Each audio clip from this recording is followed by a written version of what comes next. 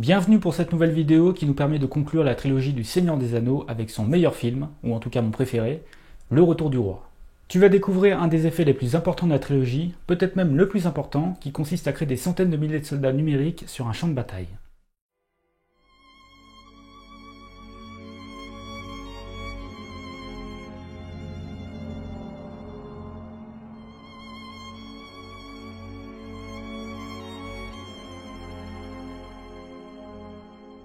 Le Retour du Roi est le troisième et dernier volet de la trilogie du Seigneur des Anneaux. Toujours réalisé par Peter Jackson, qui est aussi le scénariste aux côtés de Fran Walsh et Philippa Boyens.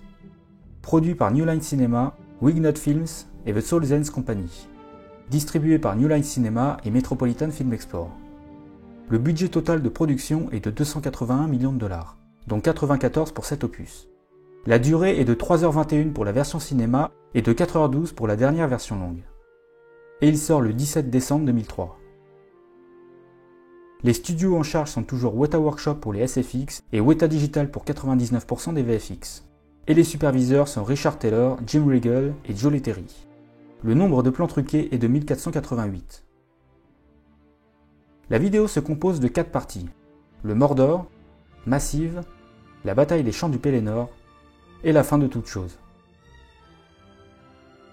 Contrairement à la plupart des films, les concepteurs artistiques de la trilogie ne sont pas là uniquement pour la pré-production, mais bel et bien durant toute sa fabrication, ce qui veut dire de 1998 à 2003, voire 2004 pour la version longue. La fabrication des effets visuels du film est nourrie de l'expérience sur les deux précédents. Par contre, le nombre de plans et leur difficulté ne cessent d'augmenter de film en film. Ce troisième volet contient plus d'effets que les deux précédents réunis. En termes de capacité humaine, le nombre de graphistes s'agrandit de nouveau passant de 260 à 420. En termes techniques, la capacité de stockage informatique passe de 30 à 72 Tera. Beaucoup de choses sont améliorées et surtout optimisées pour gagner du temps tout en maintenant la qualité.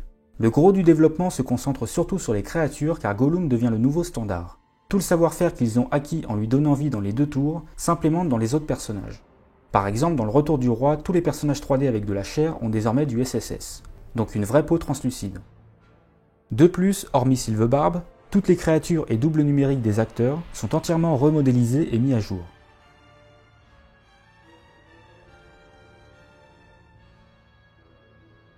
Le Mordor se matérialise concrètement dans ce dernier chapitre.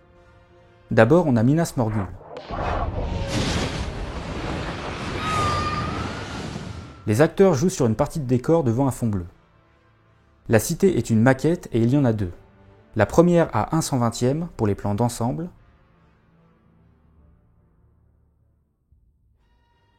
et la deuxième un peu plus grande à 1/72 pour les plans plus rapprochés. Le modèle a de la peinture fluorescente, ainsi la luminosité verdâtre qui émane des lieux est un mélange de 4 éclairages différents provenant de lumière ultraviolet. La tour de Cirith Ungol est aussi une maquette. Les portes noires que l'on voit d'abord dans le second film le sont également. Chaque porte est télécommandée à distance. Encore une fois, les acteurs sont sur un bout de décor devant un fond bleu qui est remplacé par la maquette en question ainsi que des matte paintings pour l'environnement autour. La tour de Barad-dûr fait en réalité 200 mètres de haut, mais la miniature fait 9 mètres, donc à l'échelle 1/166e. Elle sert surtout dans le deuxième film lors du plan séquence où on la voit de tout son long. Dans ce plan, la maxiture est complexe à éclairer car l'idée est qu'elle soit la plus sombre possible. Mais comme la caméra tourne autour, ils doivent en même temps faire tourner les lumières avec afin que la tour reste toujours dans l'ombre. En revanche, dans Le Retour du Roi, lorsqu'elle se détruit à la fin, elle est en 3D.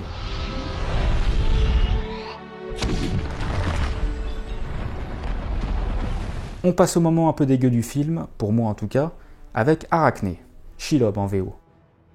Le décor de son antre est en réalité le même que celui des cavernes d'Isengard, mais retravaillé. Pour fabriquer les toiles d'araignée, la méthode est simple. On prend du polymère synthétique, on le met dans la friteuse pendant 20 minutes à 220 degrés, ni plus ni moins. À la fin, ça devient liquide, il faut tout mettre dans de l'eau froide. Il suffit ensuite de dessiner les toiles que l'on souhaite. L'araignée, quant à elle, est en partie inspirée d'une vraie araignée troglodyte, qui vit en Nouvelle-Zélande et fait flipper Peter Jackson. Elle est donc entièrement numérique.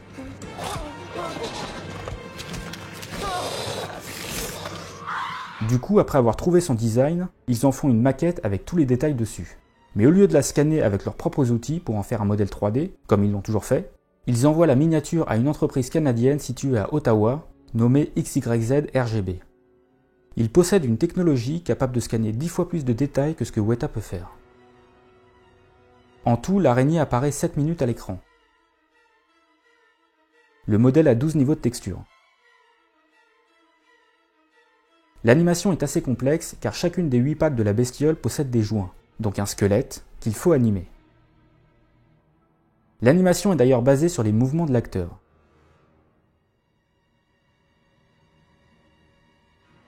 Une personne utilise un support physique bleu pour les interactions avec la créature.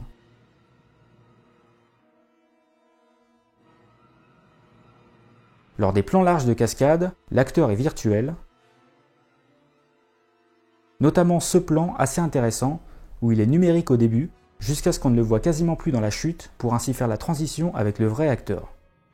Doublure 3D, acteur. Pour la petite info, sur ce plan, c'est le bras de Peter Jackson qui tient l'épée. Vers la fin du film, on découvre le personnage qui représente la bouche de Sauron. Pendant le tournage, l'acteur a simplement une prothèse dentaire et du maquillage, mais le réal veut que ce soit encore plus effrayant. Weta Digital tente des choses pour la rendre plus effrayante avec par exemple une bouche verticale, mais finalement le résultat est plus simple et consiste à agrandir x2 la bouche de l'acteur. Maintenant on revient à Gollum après l'avoir laissé dans la précédente vidéo. Sans surprise, il a bien sûr été amélioré. Des rides et détails de peau sont ajoutés. L'éclairage et le shading de ses yeux, c'est-à-dire les matériaux qui représentent les parties de l'œil, sont plus réalistes. La simulation de ses 25 cheveux ne se fait plus dans le système de Klaus et de Fur de Maya, mais avec un nouveau plugin, Salflex, intégré dans ce même logiciel. Concernant le modèle 3D, la forme des genoux, des coudes et des mollets sont légèrement modifiées. Sa chute dans la lave à la toute fin est l'un des premiers plans reçus par Weta et l'un des derniers terminés. Gollum est toujours animé en keyframe ou en motion capture, avec souvent de la roto-animation qui est un peu un mélange des deux. Cependant, en termes de performance, il y a un peu plus de mocap dans ce film que dans le précédent. Le Retour du Roi est une étape importante dans l'évolution de la motion capture, puisqu'il est le premier à mettre au point la mocap on-set, en juin 2003. Car habituellement, l'enregistrement se fait dans un volume avec un acteur en combinaison et absolument rien d'autre ne doit interférer sur le plateau, au risque d'être pris pour un capteur, comme par exemple un bouchon de bouteille plastique. Mais pour la scène de l'attaque de Gollum sur Frodon et Sam à la montagne du destin, ils réussissent à mélanger motion capture et performance classique. C'est-à-dire qu'Andy Serkis porte sa combinaison et est enregistré en même temps que les deux autres acteurs, sur le même plateau, en intérieur bien sûr. L'innovation est que les caméras infrarouges sont suffisamment nombreuses et surtout performantes pour être capables de détecter les points émis par les capteurs, malgré l'occlusion que peut faire le décor ou les autres acteurs. C'est la société Motion Analysis qui développe les nouvelles caméras avec de nouvelles lumières infrarouges. Ces caméras sont au nombre de 13. Elles ont une résolution de 1,3 million de pixels, mais surtout peuvent filmer à 60 ou 120 images par seconde, ce qui est un paramètre essentiel pour une bonne captation. L'infrarouge arrive à être très puissant tout en étant invisible pour les caméras traditionnelles, qui filment normalement. Au niveau du tournage, 15 personnes s'occupent de la mocap. Des capteurs sont aussi placés sur le décor, ainsi que sur Frodon et Sam pour repérer leurs membres dans l'espace lorsqu'ils touchent Serkis, afin de mieux gérer l'interaction du Gollum 3D par la suite.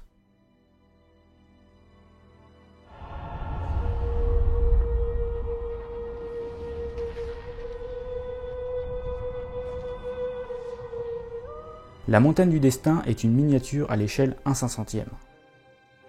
L'entrée de la montagne a par contre une miniature à 1/4. De même pour l'intérieur qui en est une à 1,35 et fait 6,7 mètres de hauteur pour 6 mètres de diamètre. Rising Sun Pictures se charge du compositing de toute la scène.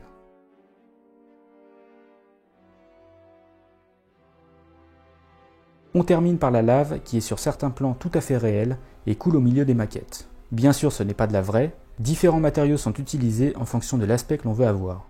C'est soit de l'acide stéraïque, soit de la laque. Pour la croûte, c'est de l'acide métacrylique. Le tout est filmé sous lumière ultraviolet.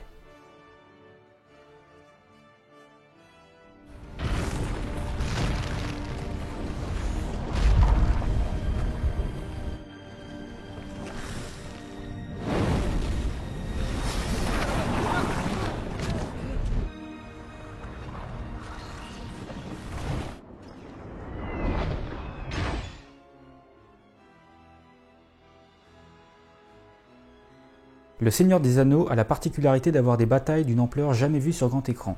Si les livres sont jugés inadaptables au cinéma, c'est en grande partie à cause de ça. La toute première question à régler, avant même d'avoir un scénario, c'est comment créer des champs de bataille avec des dizaines de milliers de soldats. Au début du cinéma, la création d'une foule nécessite des centaines de figurants. Autrement, il faut faire un matte painting qui consiste à peindre sur du verre. En 1999, la menace fantôme offre une nouvelle opportunité avec l'image de synthèse. Le concept est encore assez simple puisqu'il consiste à instancer les modèles 3D, donc à les multiplier à partir d'un prototype et éventuellement leur donner un léger décalage. L'autre méthode un peu plus artisanale est de mettre des cotons-tiges. Mais du coup la caméra doit être très éloignée. On peut aussi mettre des poupées gonflables, ce qui est assez efficace pour remplir une tribune par exemple. En 1996, Jackson fait appel à Stephen Regelous pour concevoir un logiciel permettant de générer de la foule en 3D. Un logiciel de crowd. Ce nouveau programme se nomme Massive, et sa conception démarre très tôt avant même que les films aient un scénario et un financement. Alors comment ça marche? Le logiciel utilise l'intelligence artificielle. Dans le programme, il y a des individus 3D que l'on appelle des agents. Pour que ces agents bougent, ils doivent récupérer des mouvements préalablement enregistrés en motion capture. Cela veut dire qu'une personne fait tous les mouvements possibles du genre marcher tout droit, lever le bras droit, lever la jambe gauche, donner un coup d'épée à la verticale, etc. Une fois enregistré, le mouvement est stocké dans un catalogue, avec à la fin un point de transition pour que n'importe quel mouvement suivant fonctionne dans la continuité. Il y a au total 55 heures d'enregistrement mocap, ce qui fait à peu près 350 mouvements possibles. Et c'est là que l'intelligence artificielle entre en jeu. L'agent exécute les mouvements du catalogue en fonction de la situation qu'il doit gérer. Si un agent ennemi s'avance pour lui mettre un coup d'épée sur la tête, l'agent sur la défense pourrait décider de choisir le mouvement d'un pas en arrière, puis le mouvement pour parer le coup avec son épée. Ensuite, il pourrait choisir un mouvement d'attaque. Chaque agent peut faire ce qu'il veut, à partir de la base de mouvement dont il a accès. Concrètement, dans le logiciel, ils ont chacun virtuellement une vue, ils réagissent à ce qu'ils voient. Et peuvent même réagir à ce qu'ils entendent. On peut d'ailleurs le voir dans le logiciel avec un cercle autour du personnage qui représente la portée de son audition. Donc s'ils entendent un Nazgûl au-dessus d'eux, ils peuvent par exemple se boucher les oreilles ou tout simplement regarder vers le ciel.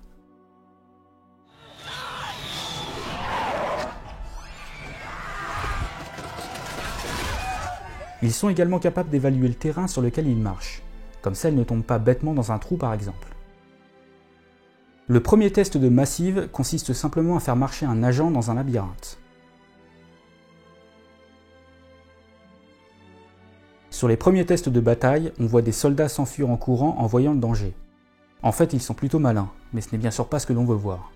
Du coup, ils sont tous conditionnés à la guerre avant de les mettre dans l'arène. Donc s'ils sont sur un champ de bataille, ils sont obligés de se battre, et ne peuvent pas se barrer en courant.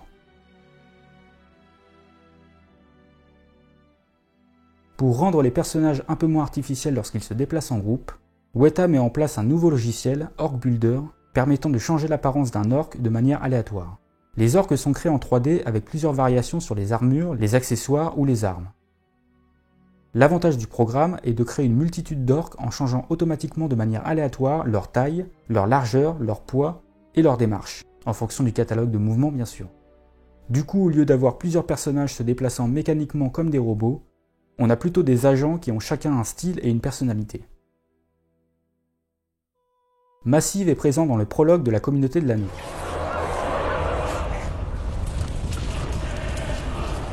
Mais c'est surtout dans les 2 tours que le logiciel montre toute l'étendue de ses capacités. Lors de la bataille du gouffre de Helm, il y a 9500 Uruk-hai, soit 9500 agents de Massive. À chaque fois, la foule est divisée en 3 niveaux de simulation. Les agents A ont une modélisation très détaillée, les agents B un peu moins, et les agents C encore moins. Ces 3 niveaux sont disposés dans la scène en fonction de leur distance par rapport à la caméra, car pas besoin d'avoir des personnages haute définition s'ils sont à 3 km, puisqu'on les voit quasiment pas. Ça permet à l'ordinateur d'accélérer les calculs. Quand on voit des Uruk-hai de très près, ce sont des acteurs en costume. Hormis pour ce plan où tout le monde est virtuel, de près ou de loin. D'ailleurs sur ce plan, aucun agent n'est de niveau A. Les plus près sont de niveau B, car le fait qu'on soit la nuit mélangé avec la pluie n'impose pas d'avoir des modèles 3D ultra détaillés. Ce superbe plan est l'un des plus populaires de la trilogie et mélange acteurs sur fond bleu, la maquette d'Ortank et les agents de Massive.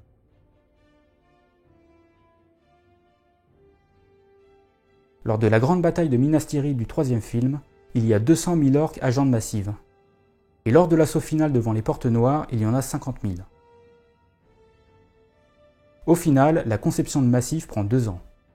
Dernière spécification concernant le rendu des agents. Weta utilise toujours RenderMan, le moteur de rendu de chez Pixar, pour tous les rendus classiques. Mais pour Massive, ils mettent au point leur propre moteur nommé Grunt. C'est donc toujours ce moteur qui calcule les images lorsque l'on voit des agents. Aujourd'hui, pour faire de la foule, Massive reste le leader mondial grâce à sa flexibilité et sa capacité à tout faire. Cependant, ça reste une belle usine à gaz, ce qui permet à la concurrence de montrer le bout de son nez, comme avec le logiciel Alice, développé en 2004 par le studio londonien MPC, pour le film 3. Ou encore le français Golem, sorti en 2011.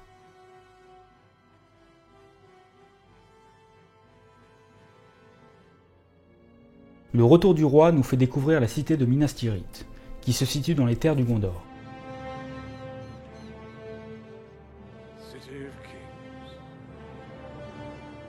L'apparence extérieure de la citadelle est principalement inspirée du Mont Saint-Michel en Normandie et du St. Michael Mount à Cornwall en Angleterre. L'intérieur, quant à lui, est basé sur la ville de Sienne en Italie. Le décor est construit à partir des ruines du gouffre de Helm, exactement au même endroit, et il est le plus grand de la trilogie. Il nécessite 100 personnes sur une période de 6 mois. Du coup, la porte d'entrée du gouffre de Helm devient celle de la citadelle.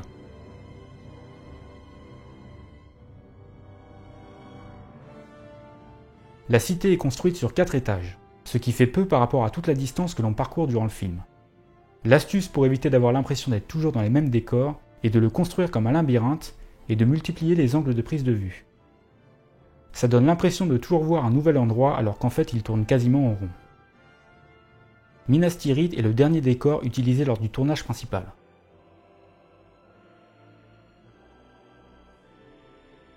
Mais bien sûr, pour montrer la majestuosité d'un décor au cœur d'une bataille, la maquette est au rendez-vous. Il y en a 2. Une à l'échelle 1/14e, donc assez grande, qui représente des sections de murs et de routes diverses et variées. C'est utile pour les plans très rapprochés. La seconde à 1/72 est utilisée pour les plans larges. Elle fait 7 mètres de haut et 6,5 mètres de diamètre.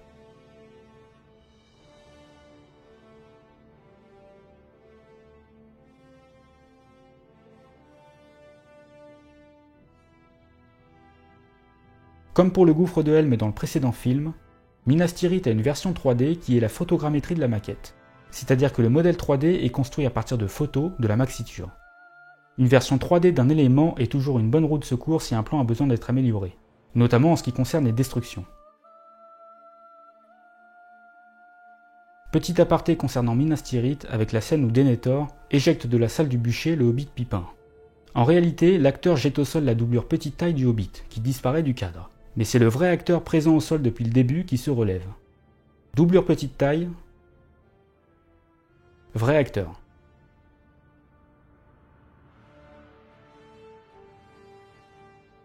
Le bûcher quant à lui n'est pas vraiment en flamme étant donné que des acteurs sont présents. En fait, sur la gauche du bûcher, dans une perpendicularité parfaite par rapport à la caméra, se trouve un vrai feu. L'idée est de mettre un miroir devant le bûcher face à la caméra, légèrement incliné à 45 degrés vers les flammes. Ainsi, les flammes se reflètent dans le miroir et on a l'impression que le bûcher est en feu, alors que ce n'est que du reflet.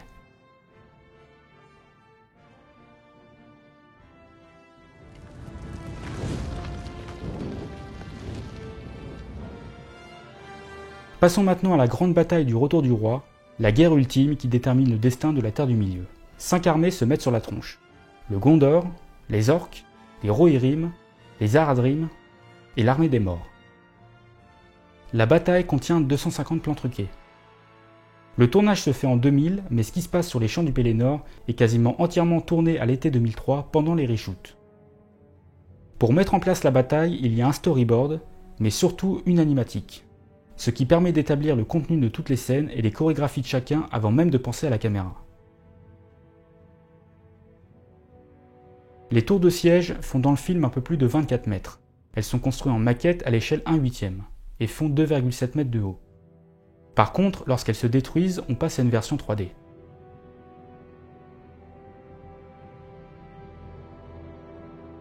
Le bélier fait 30 mètres dans le film, mais possède aussi une maxiture de 5 mètres de long, à l'échelle 1/6. Il est filmé devant un fond bleu et détruit la maquette des portes de Minas Tirith.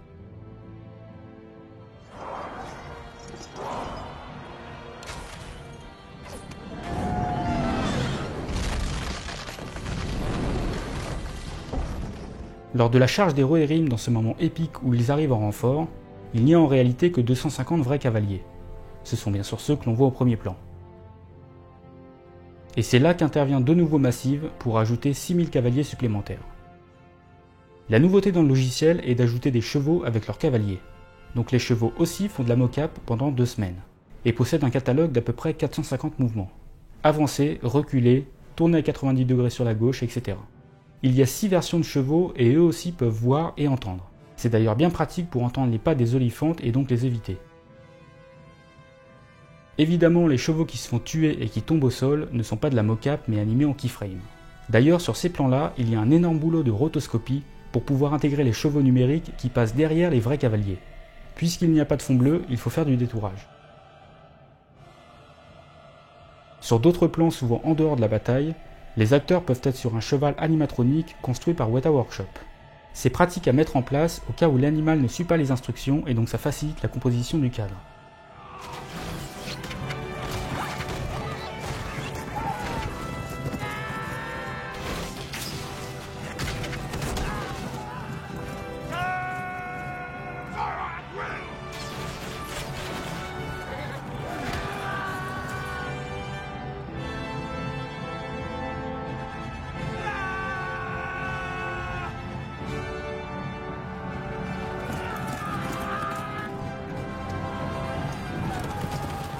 Weta Digital a 5 mois pour faire les 250 plans de la bataille. La première chose à faire est de mettre en place l'arène. L'environnement du champ des Pelennor est un gigantesque matte painting à 360 degrés, c'est-à-dire un collage photographique de plusieurs endroits différents en Nouvelle-Zélande. Des centaines de ciels variés sont également filmés pour être intégrés. Maintenant, pour mettre en place les agents de Massive, donc des personnages 3D, sur un environnement qui est uniquement composé de photos, il suffit de faire un caméra mapping. Ça veut dire que l'on modélise grossièrement tout l'environnement en 3D, puis on applique littéralement dessus les photos, donc les matte painting. C'est super pratique puisque ça permet d'avoir un environnement 3D, mais avec un rendu réel, puisque ce sont en fait des photos plaquées sur des géométries. C'est de cette manière par exemple que les environnements de Matrix ont été recréés lors des effets du bullet time. Du coup, si on prend suffisamment de photos, on peut reconstruire un environnement à l'intérieur d'un espace 3D, et donc balader sa caméra virtuelle comme on le souhaite, sans aucune restriction. L'apogée spectaculaire de la bataille, c'est l'arrivée des Haradrim sur le dos des Mumakil, des espèces d'éléphants géants qu'on peut aussi appeler oliphantes.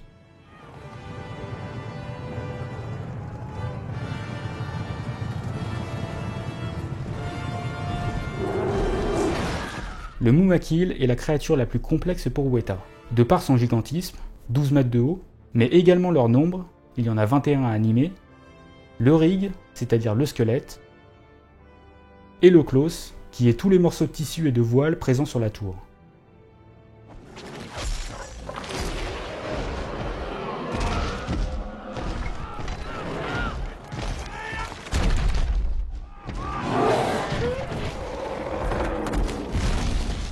Sur les tours, il y a à peu près 50 Haradrim. Pour les plans rapprochés, ce sont des acteurs sur un petit décor devant un fond bleu ou vert.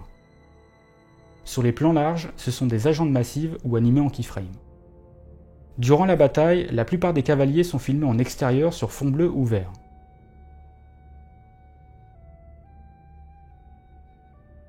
Quand Legolas arrive pour faire le show et qu'il tue à lui seul un Mumakil, la scène est totalement improvisée et tournée lors des reshoots en 2003. Ce qui a motivé l'ajout de cette scène est la réaction positive du public lors de sa performance sur le dos du troll dans le premier film, ainsi que sa petite descente en skateboard au gouffre de Helm, où il est suspendu par des câbles. Dans l'E3, l'acteur joue devant un fond bleu pour tous les plans serrés. Puis son double numérique prend le relais pour les cascades. La difficulté est surtout de faire plusieurs fois la transition entre le vrai et le faux Legolas tout au long de la scène. Une fois la bataille terminée, on voit le cadavre d'un Mumakil. Pour le coup, c'est une maquette géante construite en 20 jours par Weta Workshop, alors en plein rush. Il fait 14 mètres de long et 5 mètres de hauteur. Le dock sur lequel les 3 héros accostent pour rejoindre le combat est la toute dernière miniature construite pour le film. Elle fait 1/35e, n'est pas très grande, mais ils n'ont surtout plus le temps. Les bateaux corsaires sont aussi des maquettes, à 1/14e pour les plans serrés. avec aussi des versions 3D pour ceux en arrière-plan. Le dernier élément de la bataille, c'est l'armée des morts. La cité des morts que l'on voit plus tôt dans le film est une miniature. Et c'est sur cette même miniature qu'ils font tomber 80 000 petits crânes. Pour les plans rapprochés sur les acteurs, ils sont devant un fond bleu avec des crânes taille réelle qui leur tombent dessus. Et la maquette est intégrée derrière avec les petits crânes.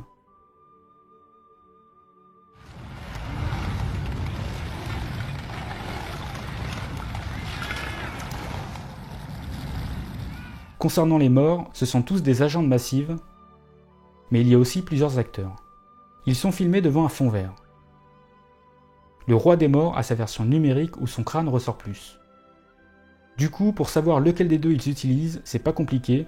Quand le roi est calme, c'est l'acteur avec une prothèse. Quand il est énervé, c'est son double 3D.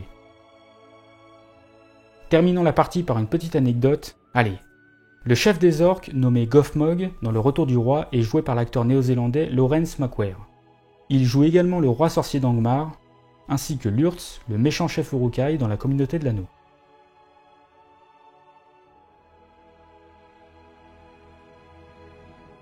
Le dernier nouveau décor du Seigneur des Anneaux est les Havres Gris. Et c'est encore et une dernière fois une maquette pour les arrière-plans, à l'échelle 1/72. Le tournage principal de la trilogie est très complexe, puisqu'il s'agit de filmer 3 films en l'espace d'1 an. Il se trouve que c'est absolument impossible pour Peter Jackson de tout filmer lui-même. Il crée donc des équipes de tournage. Au total, il y en a 5. L'unité principale dirigée par Jackson, 2 unités secondaires, une unité fond bleu, comme les scènes avec Sylve Barbe par exemple, et une dernière unité pour les miniatures. Chaque équipe a 2 caméras. Dans les dernières semaines de tournage, on peut même monter jusqu'à 7 unités filmant 7 jours sur 7, 24 heures sur 24. Bonne chance pour organiser les rushs. Peter Jackson reste cependant le réalisateur et le seul maître à bord. Donc pour garder une continuité, il a la possibilité de toujours vérifier ce que les autres tournent. Pour ça, ils utilisent un système satellite avec des paraboles qu'ils emportent sur les lieux de tournage afin de permettre à Jackson, entre 2 prises, de recevoir les images en temps réel d'une autre équipe sur un moniteur vidéo et de les approuver ou non à distance. Le fait de faire 3 films aussi longs et complexes en même temps rend très difficile la prise de recul sur ce que l'on tourne. C'est pour ça que lors des étés 2001, 2002 et 2003, des tournages additionnels ont lieu pendant plus ou moins 2 mois. Toute l'équipe et les acteurs reviennent à Wellington. Il n'y a pas de temps, ni d'argent, ni de moyens techniques pour revenir sur les lieux de tournage extérieurs. Donc tous les décors sont reconstruits en studio pour les intérieurs ou dans le parking pour les extérieurs. Certaines scènes importantes sont complètement refaites, comme par exemple le couronnement du roi, ou encore le combat entre Gollum et les 2 hobbits dans le Mordor. Énormément de scènes et de plans divers et variés sont ajoutés avec par exemple l'entrée des écuries à Edoras, le dragon vert, les champs du Pelennor ou encore Minas Tirith. Concernant Weta Digital, il faut savoir que dans les 3 dernières semaines de post-production, ils doivent faire autant de plans que le premier film, soit à peu près 500. Le Retour du Roi sort en salle le 17 décembre 2003 et rapporte à travers le monde plus d'1 milliard de dollars. En France, il fait 7 millions d'entrées. Lors de la cérémonie des Oscars le 29 février 2004, il remporte pas moins de 11 statuettes, un véritable raz-de-marée ne laissant aucune chance à la concurrence. Il détient donc le record d'Oscar aux côtés de Ben-Hur et Titanic. Le Seigneur des Anneaux est une histoire de 9 heures et même 12 heures pour les versions longues. Si elle est découpée en 3 épisodes, c'est simplement parce que lors de la publication des livres, le coût du papier était très élevé et donc hors de question d'imprimer des milliers de pages en un seul morceau. Le premier livre est publié le 29 juillet 1954, le second le 11 novembre de la même année et le troisième le 20 octobre 1955. En fin de compte, Le Seigneur des Anneaux restera une œuvre à part dans l'histoire du cinéma.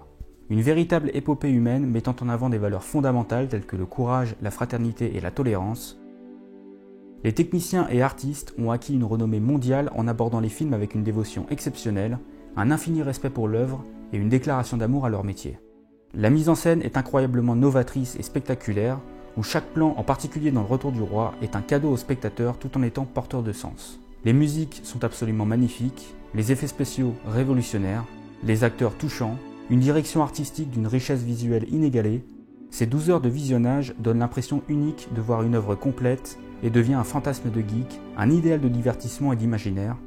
Le sentiment d'assister à tout ce que le cinéma peut offrir en termes artistiques, technologiques et émotionnels. Un équilibre parfait entre l'intime et le spectaculaire, d'une générosité visuelle et auditive jouissive. Cette trilogie offre une expérience cinématographique grandiose, pure, passionnée et émouvante, à en devenir simplement une leçon de cinéma. Merci d'avoir regardé cette vidéo et pour certains, merci d'avoir regardé l'épisode entier. J'ai adoré parler de ces films, donc j'espère que ça t'a plu. Tu peux liker, partager et t'abonner. Poste un commentaire si tu as une question ou simplement dire ce que tu en as pensé. J'espère t'avoir permis d'apprendre plein de choses et peut-être même t'avoir fait redécouvrir les films sous un nouvel angle. Dans tous les cas, merci encore, salut.